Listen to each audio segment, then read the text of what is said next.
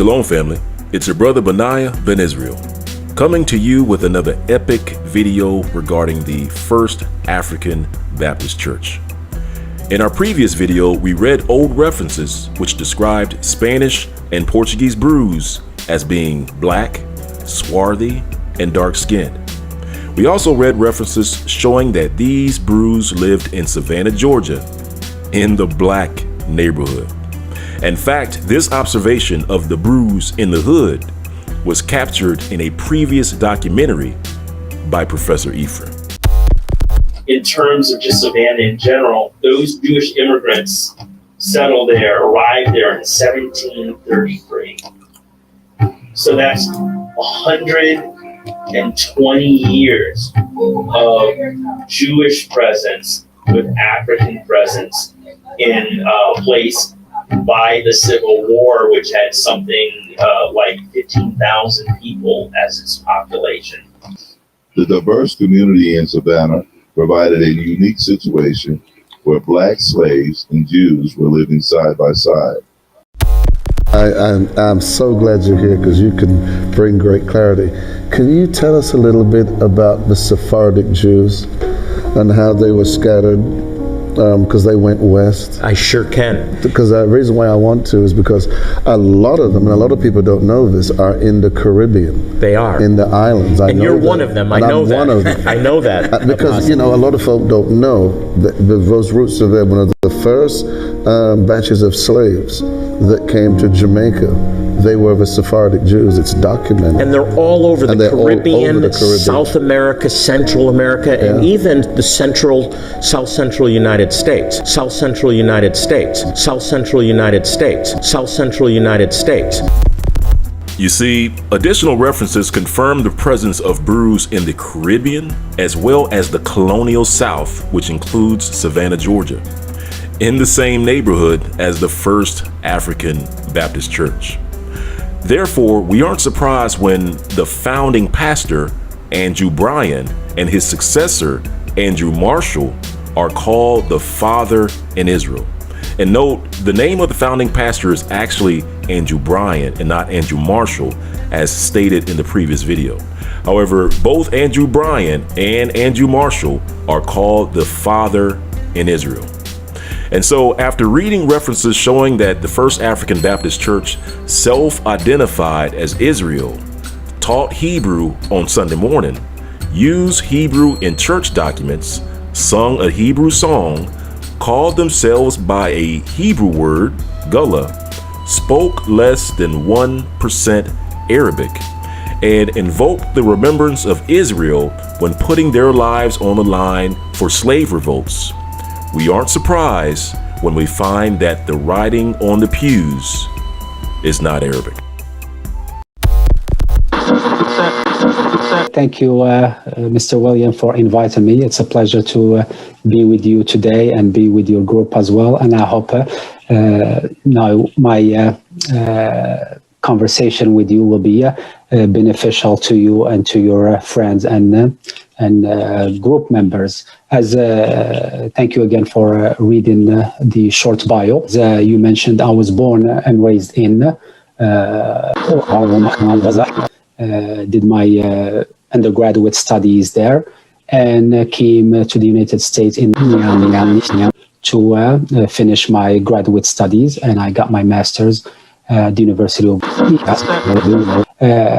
in Morocco. I studied sociolinguistics, which is the study of language and its impact on society, and the study of the society and its impact on language, and also studied language and gender, especially the use of gender and politeness vis-a-vis, male and female, especially in Arabic societies and Western societies. And also did my studies also in code switching, which is the changing of codes based on the changing of the environment, or the changing of the people you are talking to. So my study was mostly focused in Moroccan society, and how Moroccan people code switch from one language to another based on the situation that they are in, or based on the people that they are talking to, either their age, their status, or their gender.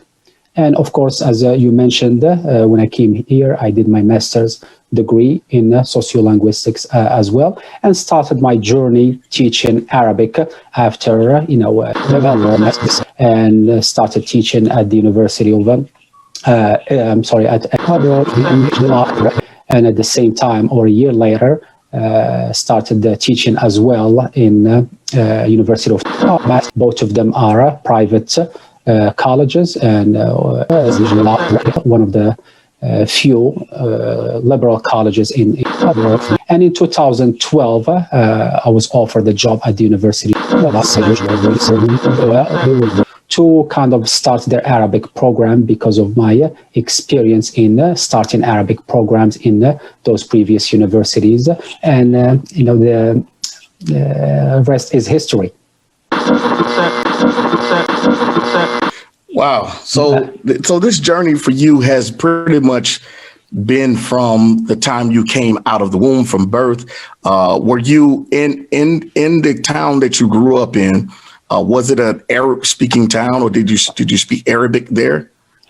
So, talking about Morocco, Morocco kind of is a multilingual society, very diverse in its geography and its history, and also its people and the languages they speak. So I was born, or I'm what we call in the West a Berber, but what the word that we use in North Africa and in Morocco is in particular is Amazigh. So I'm an Amazigh, native of North Africa. My parents are both from two different Amazigh tribes. So being born in Morocco, the first language was Amazigh, which we spoke in the house, but also Arabic, because both my parents spoke Arabic. So Amazigh and Arabic were both, two languages that we spoke in the house. Add to that, my father was a kind of a francophone and did his study in French. And Morocco, the official language is, of course, Arabic and Berber, but French plays a dominant part in the society. So growing up, I spoke all these three languages from early age: Amazigh, Arabic, and French. Of course, each has its own, kind of situation. Each was spoken in an environment and with a goal. But I can say that I'm fluent in all three of them because I started learning them from an early age. This is a question that wasn't that wasn't pre-planned, but I got to ask you this. Yes. Because many of us in the group, we study historical migration patterns and things like that. We're interested in cultural activity, ancient antiquity records and things like that. So we get into like a lot of the North African tribes, South African tribe, West African tribes, and Central Africa, things like that, Middle East. And is it true that they are, because you said that you a Berber, right? Is it true that there are Berbers that not only is your hue and complexion, but would be my complexion?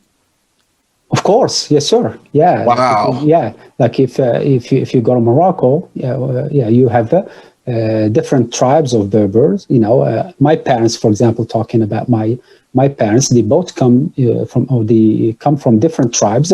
One from the south, and one from the Atlas Mountains, which is central, Morocco. But of course, the more you go south, the more you see Berber tribes that have different complexities that the northerners, or the people who are in the north. The tribes or the Berber tribes of the north have complexity, and features similar to Europeans. You see when it comes to the height and the color of the skins and the colors of, for example, the eyes and the hair, similar to Europeans. But the more you go south, you see tribes that are similar in complexity to, let's say, West African, for example. So you have this diversity in the Berber people themselves, That's awesome. Yeah, different tribes.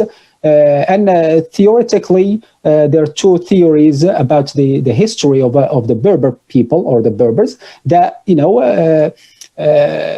some tribes came from Yemen, through the Arabia and through the Sahara Desert, and inhabited North Africa, and another tribe or Berber tribes that came from North Europe, which is what we refer to nowadays in kind of Sweden, Germany, in north of Europe, and came south and inhabited also in North Africa. Of course, when we're talking about millions of years, thousands of years ago, there was not North Africa and Europe, So that's why you have one people, but very diverse, one language. Of course, in the language itself, it's diverse in dialect, but it's one Amazigh language, one Amazigh people, but of course, diverse in their, the way they look and their culture as well. Yeah, it's interesting you brought up Yemen because when I did my DNA test a few years ago, I had a strong Yemen that showed up in my DNA, and so that was very interesting, as well as Moroccan Jew is in my DNA as well. well, we share the same DNA, William, because I did my DNA as well a couple of years ago, and yeah, I have a Jewish DNA, and of course some Arabic DNA, but the majority of it is, not Berber, Yeah, that's awesome. Yeah. So let's get into the next. I was going to play this video. I don't know how the internet may act, but we'll play it. If not, sure. I do have the clip. What I wanted to look at as far as the language is concerned, but let's just kind of look at this. This is Stephen Graham. This is what I was telling you about earlier. This is a great friend of mine. So let's see here. Here I stand in the Mila, the Jewish quarters of the Medina of Esrauya, formerly known as Magadur. In the 18th century, before and even to a time period after, this portion of the fortified city was home to a thriving Israelite community. Today, as you see, it's only just a thing of the past. Although people live here, all of whom are Muslim, the only remembrance, a reminder, are the derelict buildings and heaps of rubble. Who were these Jews of the Medina in Magadur, who according to history were great tradesmen and were favored and respected by some of the greatest sultans of the past, including Muhammad bin Abdullah, the grandson of the famous Black Sultan, Musa Ismail ibn Sharif. The answer to the identity of the Jews who once lived here during the period of the great sultans isn't found thousands of miles away in what is known as the modern state of Israel, where mass migration from Morocco has taken place, but right here in the Medina walls. Here lies the true identity of the Israelite community that once lived here, in the ancient synagogue that has been restructured and rebuilt.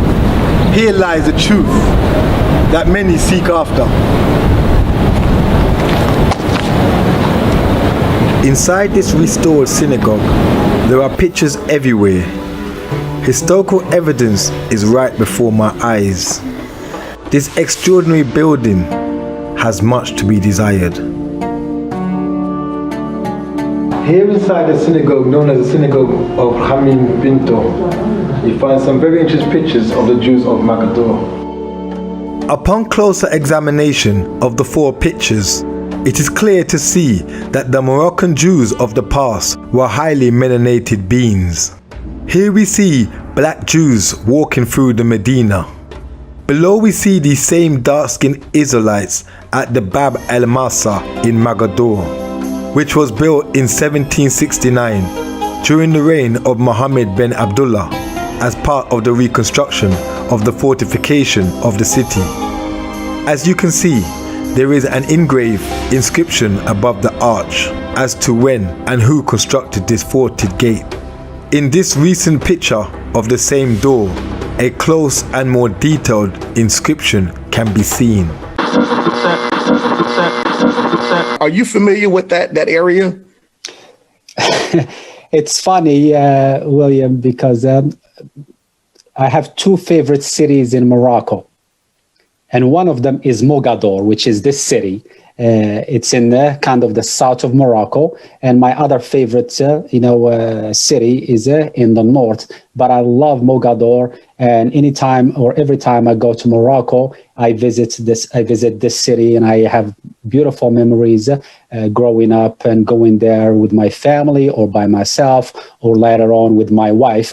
And I can tell you more about this city that I think you will love this city even more if I tell you a little bit about it after I answer your questions.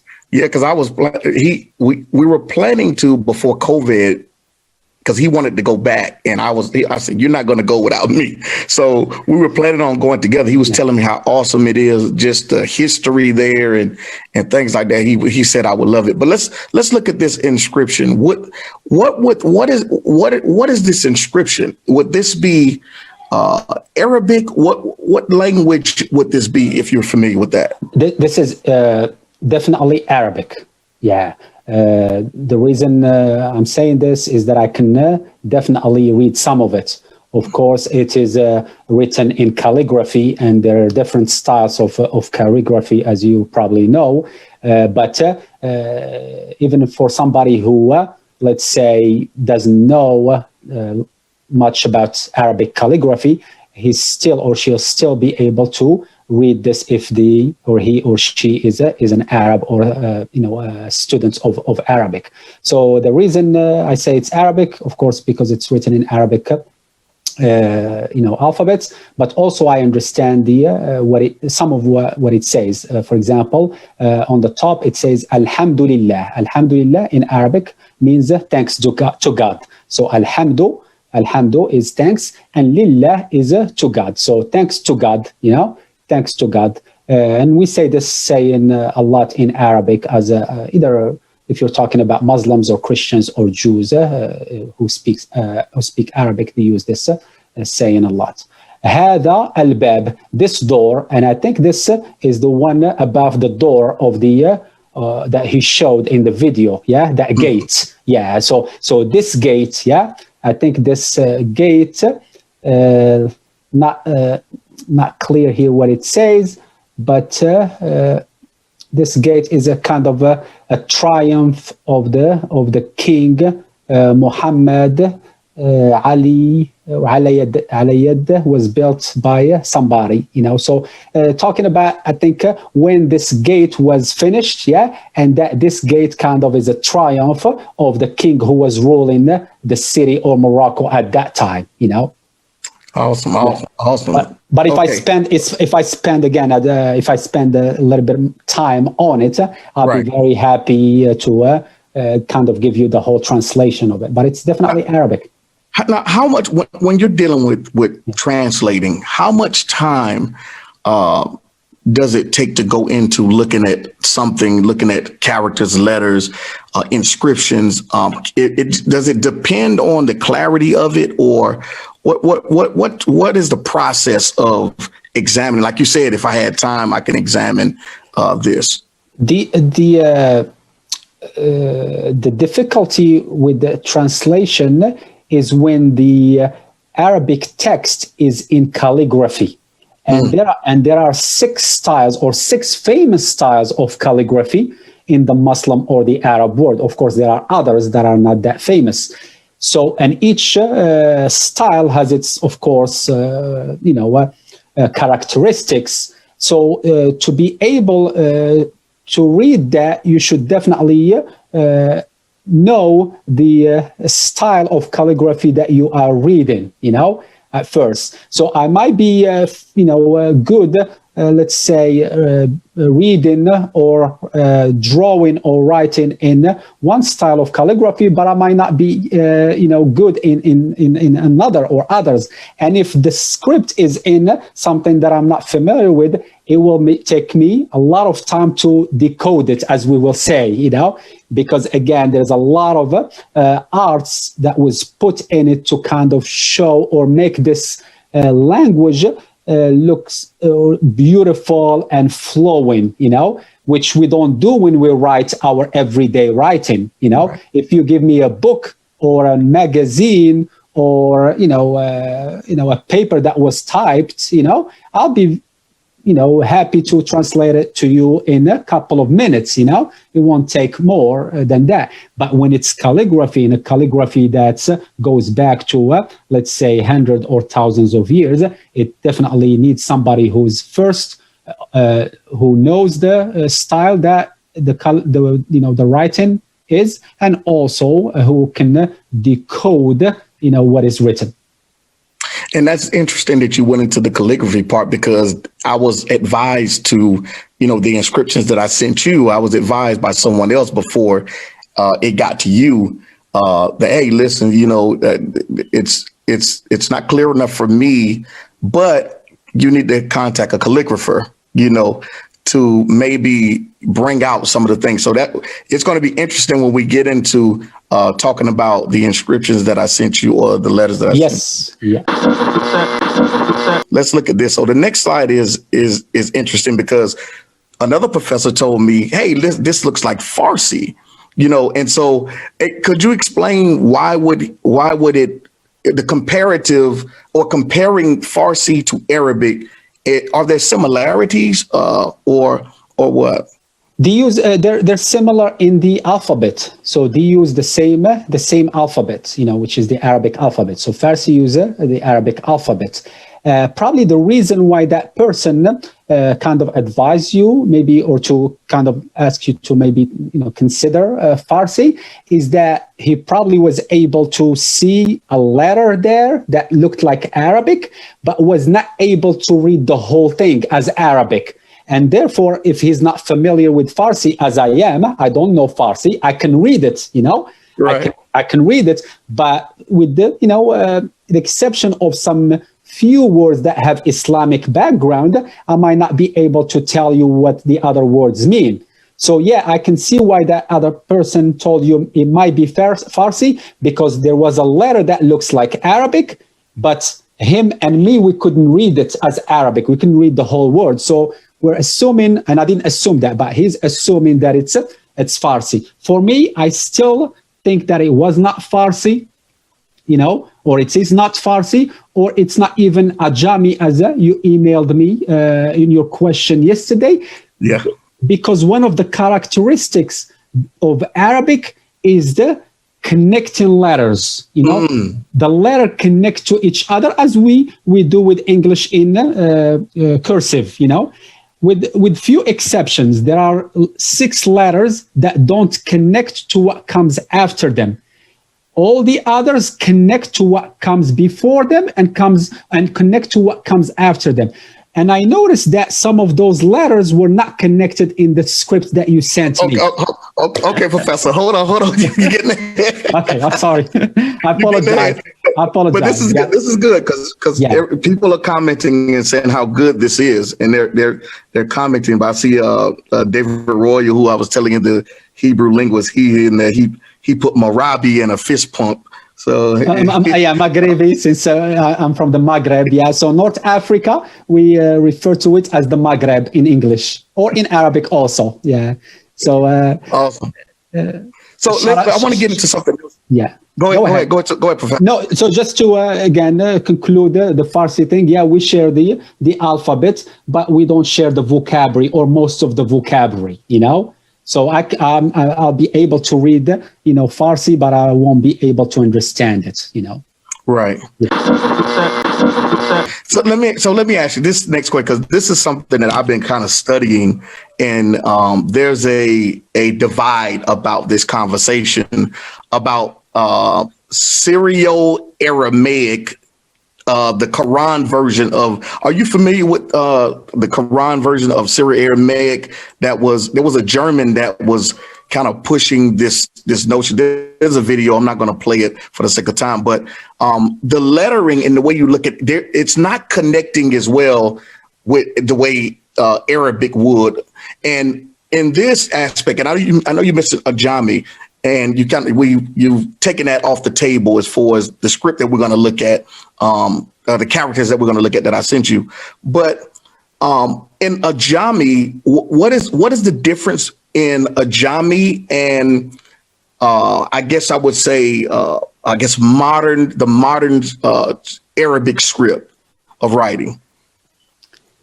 So Ajami, it's basically uses the same Arabic alphabet, like let's say Farsi does, and use some alphabets to refer to some sounds that are in other languages that don't exist in Arabic. For example, when we talk about sub-Saharan languages or dialects, there's some sounds in those languages that don't have or don't exist in Arabic, or don't have letters in Arabic. So they use the same sounds or the same letters to refer to those to those sounds don't exist, but it's still the same alphabet. I will be able again to read Ajami.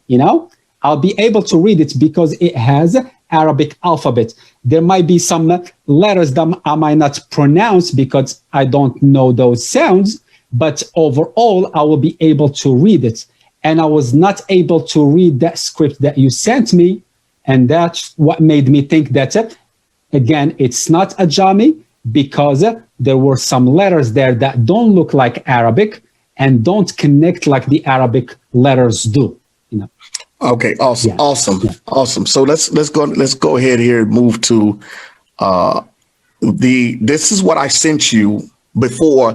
I sent you this, and I sent you the hypothetical. Exactly. And so let's kind of get into this.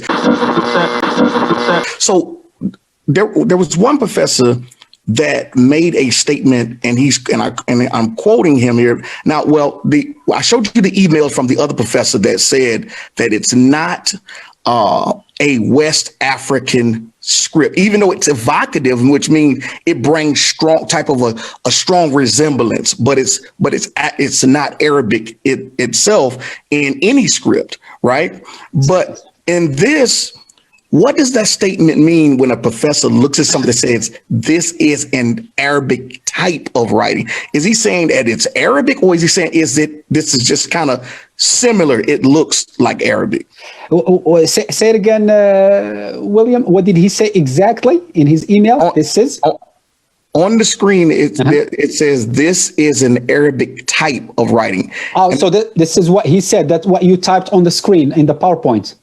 Yeah, I typed that in the PowerPoint. I was quoting what he said after he examined what he looked at. He said it's an Arabic type. Now, for me, when I look at that, and this is just my opinion, yeah, it's saying a type of, it looks like. But you're the professor, so you can let me know what does that statement mean when someone says a type of something.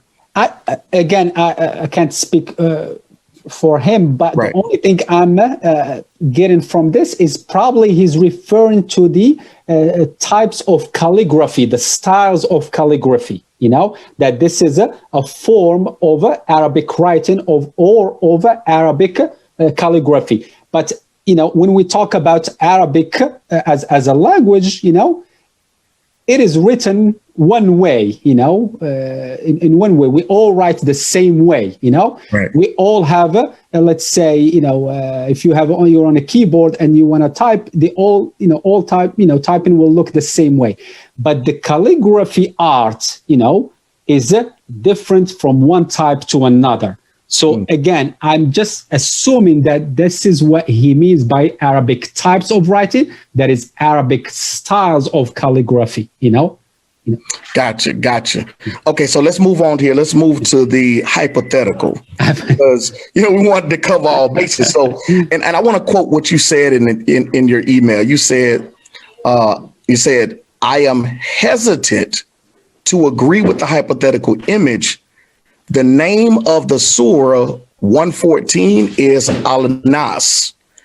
In Arabic, it looks this way." And of course, and I think this is the sin. Am I correct here? Yes, that's the last one. Yeah. So we start from right to left. Yes, sir. Right. We read from right to left. So, and then you says the letters in the markings are not connected as they should in Arabic. A native speaker of Arabic wouldn't write it that way. Also, people write verses from surahs and not the names of surahs. What did you mean by that, Professor? So, again, the two reasons that I gave, one is a linguistic reason, and one is a cultural reason, The first one, like I mentioned, it's not connected, and we can talk about that later. But the second one is more of a cultural, let's say, and then here we're talking about, Arabic in connection to Islam, most, if not all,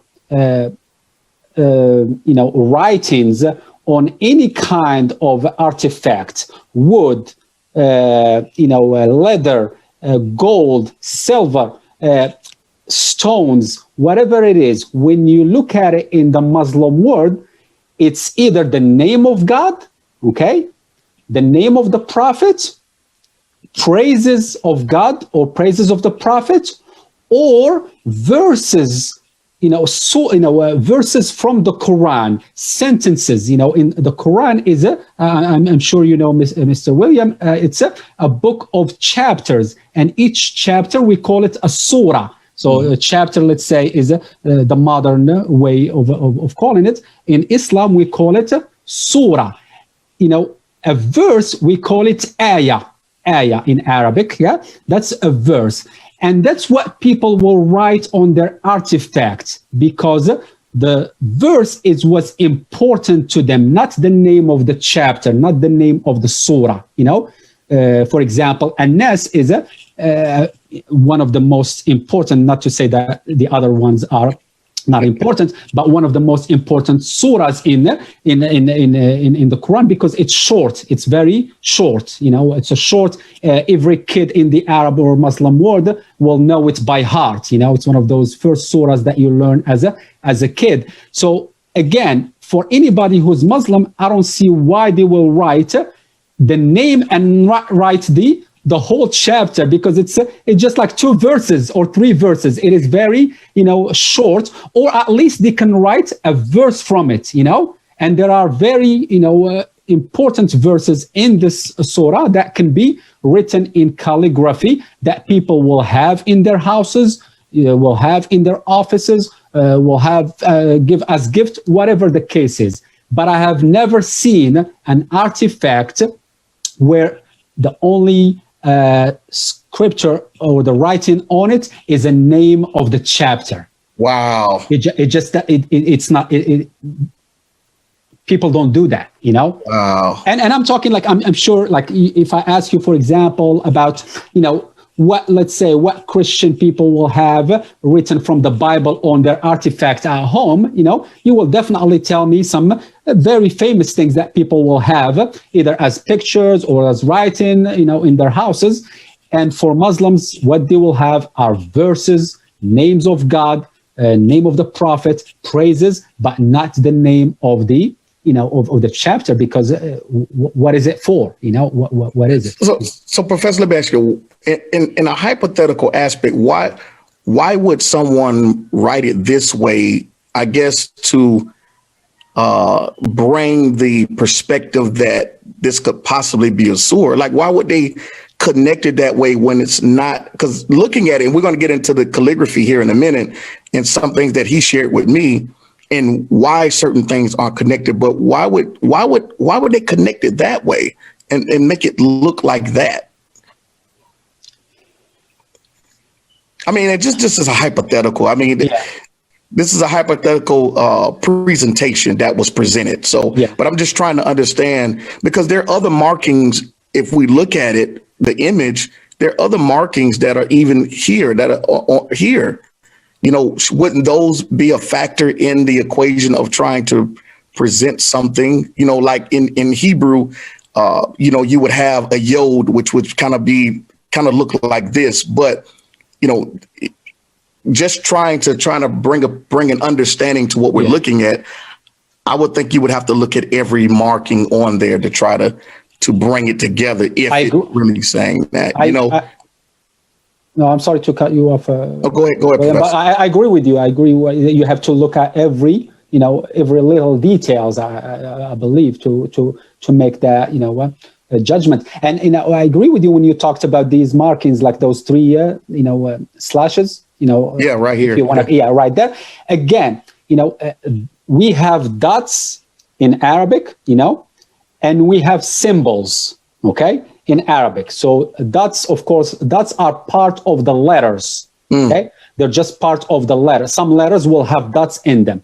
Some might have 2, 3, below, above. Anyway, any letter, is different than the other. But you will see a lot of dots in Arabic. We also have symbols that we put on the letters, and some of those symbols are either vowels, or absence of vowels. Or, for example, emphasis, a lot of, we have about 12 symbols in Arabic. None of the symbols that we have, and there are 12, will look like these three things that we have in the middle, those three things that you showed me. We have double something like this, if it's just the two of them, double, we do have those in Arabic. But we only put them at the end of the word, not in the middle, not in the beginning. And that's what, again, brings me back to say that it's probably not Arabic, because even if we had two and they were in the middle, I will still say that's probably not Arabic. It looks like Arabic. It might be a language that may be like, another Semitic language. It might be something that's totally different, and it just happened that it looks a little bit like Arabic in this example. But here we have three, and we don't have anything like that in the middle of the word. We don't have. I have about 40 of these kind of images and whatnot, and that was sent. And so I'll send them to you later. And all of them, Professor, all of them are not connected. They're all not connected. But this one, it kind of looked that way. But I want to go to the next thing here for the sake of time here. And so when I was having this conversation with the calligrapher, right? And so we were looking at this, and he was telling me about all of these blotches. Like here, you have a blotch here. You have a blotch here. You have all of these different things. And he blew them up. And he said, when you look at this, and I know in the hypothetical, there was a connection to make this a sin, but he says here, if you look at the marking here, the way it starts here, it loops around to here and it ends here. There's a space in between this, which indicates, he said, that's probably a blotch in the wood, the same way the blotches are around the inscriptions. So he says this is more than likely a blotch because of the fact that they end almost looking like a horseshoe in a way. It ends here, and this particular letter, these two shouldn't be connected the way the hypothetical was presented. What are your thoughts on that? I think the last one, I would agree with it, because this letter right here that you showed, I'm sorry, I'm trying to use the arrow. The second letter, the kind of the one that goes up, Professor, do you need me to allow you to? If you don't mind, yeah. Okay. Hold on. Let me. If that's possible. If not, yeah, I can do it. No worries. Let's see here. Okay. All right. You should be able to do it now. Do you see my? If I move the mouse, do you see the arrow? Hold on. Let me see here. Go ahead and try to move it again. I'm moving it now. I can't see it, but I can see it on the screen. I can't see it on the laptop, on the PowerPoint, but they can see it. That's good. So anyway, that long or tall ladder that goes high, goes up. Right. That's what we call a one-way connector. It's not supposed to be connected to what comes after it. So I agree with this person that you quoted here, that these two shouldn't be connected. So right. Yeah, so this one doesn't connect to this one. But again, this one looks like what an Arabic letter will look like, but we're missing the dots. Again, this letter in Arabic always have two dots below it. This one in the beginning, I see that something might be a dot, So again, now, this will sound like now, and this nay, but I should see a dot. If probably these are two dots below, this can look like an Arabic word. Mm-hmm. But again, by itself, I know what it means, but it might not make sense to the scripture that you have as a whole, Right. Okay, let's go to the next slide, Professor, here. Let's see here. So this is the next one. And so this is where again, in the hypothetical, all of this these two were connected. This would look like a backwards R, if in English. Uh-huh. But here, this is connected as though it's all one to present the surah in the hypothetical. But if you clearly look at the image when it blowed up, these two letters should not be connected. And they shouldn't. Again, I think the most important thing for me here that I'm looking at is the three kind of symbols on the top. Right. That again, if those are symbols, those are not Arabic symbols. They're definitely not dots, because they're not. So if they're not dots and if they're not symbols in Arabic, what are they? And that's what again make me kind of hesitant to say, there's some of what this gentleman said that might make sense in some parts, but some parts doesn't add up. And that's why I'm like not 100% sure to say it is Arabic. Of course, we're not to the second level where we'll be able to read it, even if we say it's Arabic. So the symbols is the most important thing here for me that I'm looking at it. And those three symbols, we don't have them in Arabic. Absolutely. Absolutely. Well, and this is just the final image, and just showing how, these, this was also that was connected. And you can clearly see here that there's a blotch here in the wood, but also here, these lines here are not connected.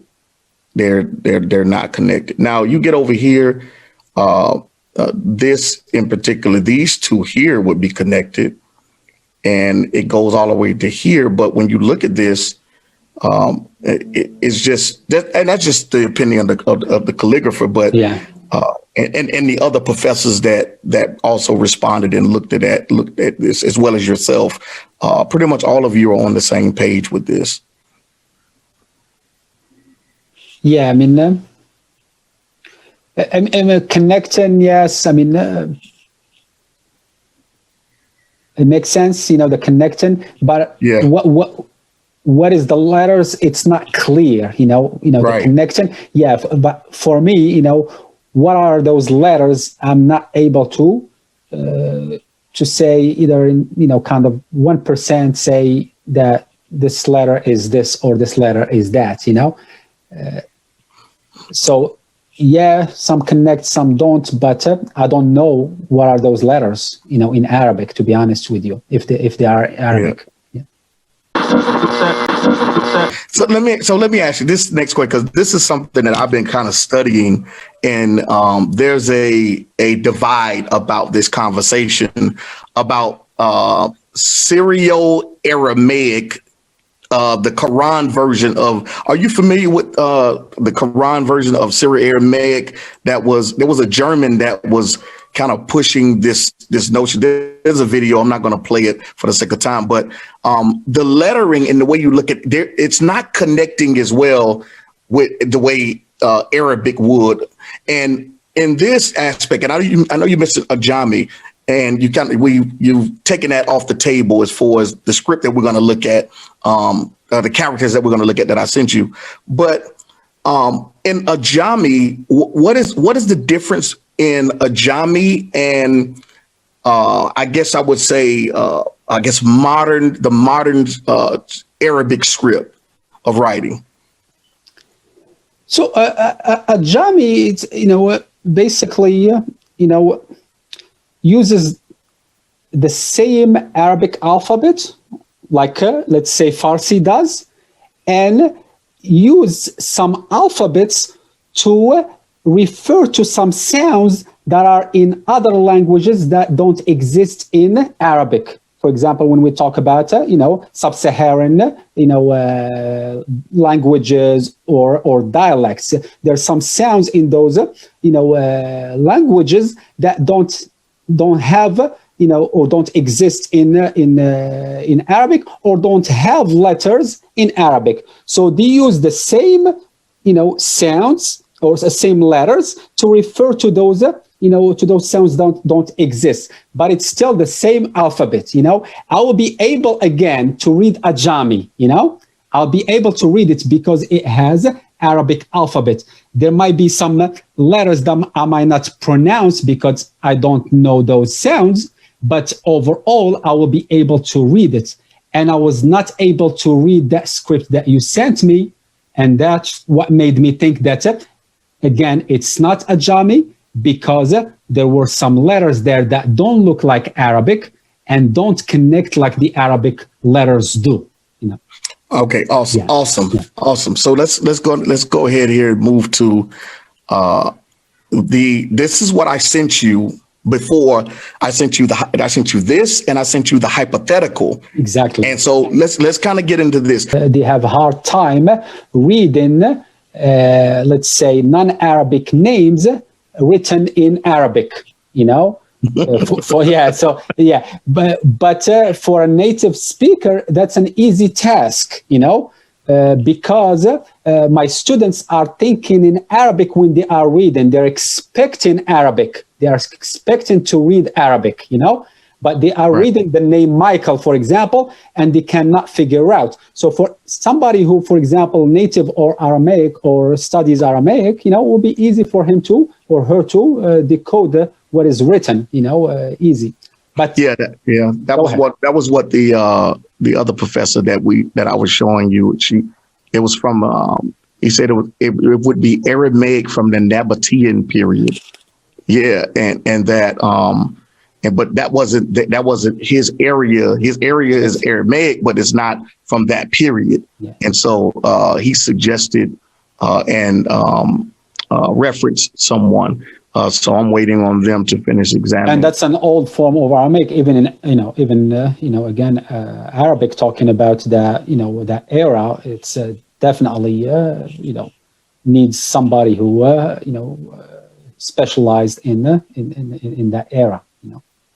So I hope you can find somebody. Yeah, definitely, Professor. And it's been great. We're at 6:00, so I held you long enough. I don't want the wife to come looking for me, and my wife going to come looking for me as well. So, but I thank you. You've been a help. You've truly helped a lot of people.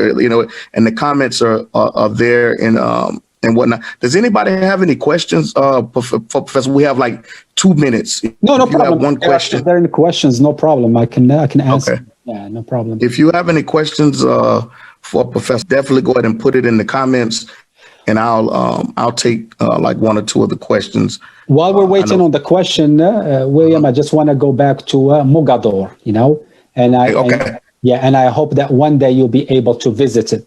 The reason why I say that is Mogador is famous for its Jewish heritage and also African heritage, as probably you heard it. I was not able to hear the documentary that you played, but the Portuguese used Mogador as a port to ship slaves from Africa. Professor, you about to make me fall out of the chair. We was just talking about. Really? I'm gonna send you. I'm gonna send you a documentary that two of my cousins just did, and I want you to watch this documentary. And it's dealing with the same thing that you're talking about. How, man, it's amazing.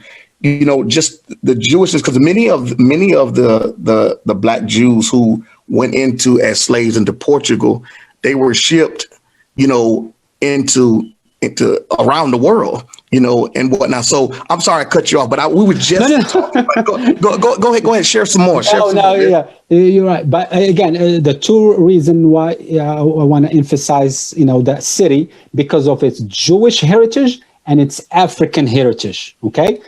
There was a very big Jewish community that lived in Mogador for centuries until the establishment of, Israel, when people started, leaving and going to Israel. But even after that, a lot of Moroccan Jews stayed in Mogador. We call it As-Sawira, and there's a lot of history there with the Mallah, the Jewish neighborhood, the Jewish cemeteries, the Jewish museum, the Jewish synagogues, a lot of Jewish history, especially Moroccan Jewish history. The other side also is the African history. Of course, those slaves were all Africans, and the people that stayed that either were sick, and couldn't, they couldn't, of course, ship them. They knew that, they're gonna die, on the ships, or they were not worth, the money. They stayed in Morocco, and after centuries or after years and years, became Muslims, and that's why there's a lot of Black Muslims in Mogador, or Black Moroccans in Mogador, because of that history. And there is a type of music, and I don't know if you like music, but there is a type of music called Gnawa, okay? And I will send it to you, the name. Okay. It's a music that is in Arabic, but it's rooted in African, culture. So, and you found it only in Mogador, where that music, it's sang by, people who are, let's say, grandchildren of, of slaves that, stayed in Morocco and either became Muslims or, Christians, but most of them became Muslims. So, and that music is really, really good to listen to. It's kind of spiritual music. That's how the people of the Gnawa people see it. It's a spiritual music. Of course, there's a lot of for somebody who's religious might see it a certain way, but culturally. It's definitely worth, listening to and maybe studying it, and also, just knowing it. Just knowing it is probably the first thing, because it's a great heritage, a cultural heritage. And there's a festival that happens every year in Mogador, which is Gnawa music, and it's free, and it goes for a whole week, with stages all over the city, and people come from all over the world to listen to that kind of music. And there are also Western, musicians that come and play with Gnawa musicians. Mostly, we're talking about, jazz musicians from the U.S. or blues musicians from the U.S. And they go to Morocco during that festival, and they kind of do collaboration between them and the Gnawa the musicians. It's just an amazing kind of music and amazing town to visit, either during the festival or during other time. But I hope that you will have a time to visit it as an African American. Yes, David Royer, the linguist, Hebrew linguist, says, he asked the question, do you know the song Yaraya? Yaraya, I think it's a song from Rai music. Yeah, it has roots in Algeria and the east of Morocco. We call it Rai music, R-A-I, and it's a beautiful song, Yaraya. And yes, I like it, and I listen to it, and I share it with my students, and hopefully William also will listen to it. I can share the name with you, in the future, so that you can listen to it. It's a beautiful music. Definitely, I'm definitely planning on that. Those are two places that I want to go. One is to Morocco, to Mogador, and I want to go to Ethiopia. So those are the two places that I want to go. Morocco, and I will talk more about that in the future, maybe you and I. But it's the only Muslim country that has a Jewish advisor to the king. And he was born in Mogador. It's the only Muslim country that has a Jewish advisor to the king. And not only he's the advisor of the current king, he was the advisor of his father when he was a king and his grandfather when he was a king. So our advisor, who's a Moroccan Jew, was an advisor for 3 kings and still the advisor. And he's from Mogador. And you will definitely learn a lot about him when you visit, Mogador.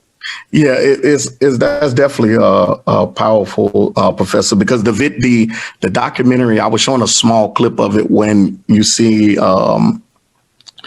Stephen Graham. He's going through one of the ancient synagogues there, and in that he was talking about the worship of the Black Jews as well as the Muslims, and he was showing in the ancient city how they were together. They were they're together and they spoke both languages, and so his uncle is a Bedouin in the Middle East. So so it's so I'm definitely learning a lot of things. I hope so. Culturally. Yeah, they were not just together; they're still together. Okay. They're still together. And I went to that same synagogue. Many times before, but the last time it was in 2017. I went to Morocco, and with me were 2 friends, a colleague of mine at Morocco who teaches political science, and his wife. And we went and visited that same synagogue. And I just want to let you, and I'll share a photo of that same synagogue. The person who's in charge of that synagogue was a Muslim woman, still a Muslim woman, wearing the veil, Wow. So after the Jews left Mogador to go to Israel, a lot of those synagogues and houses were kept and well kept by Muslims themselves. And I remember even my friend asked that woman if he can take a photo of her, and that's why I still have the photo. And she agreed, and we took the photo of her opening the Torah. So I will share it with you of that same synagogue. Awesome. Yeah. Well, Professor, it's been great. I thank you. And I'll if I have any questions, more than likely it's going to be others that are going to get on. It's about 70 of us in the group, and they send me questions afterwards and during the time. So I'll be emailing you some questions. I think this is great. And I really appreciate your time. You've really enlightened a lot of us just looking at the comments. This was great information. a lot of people, a lot of wows and a lot of emojis with head explosions. I thank everybody, and again, I'm privileged to be with you guys, and I thank you, William, for inviting me. I hope that this conversation was kind of informative to you and other people, and please feel free to reach out anytime you have questions. It's been a privilege, even if I didn't have a chance to meet all your members, but just seeing you on camera and talking to you, I really appreciate it.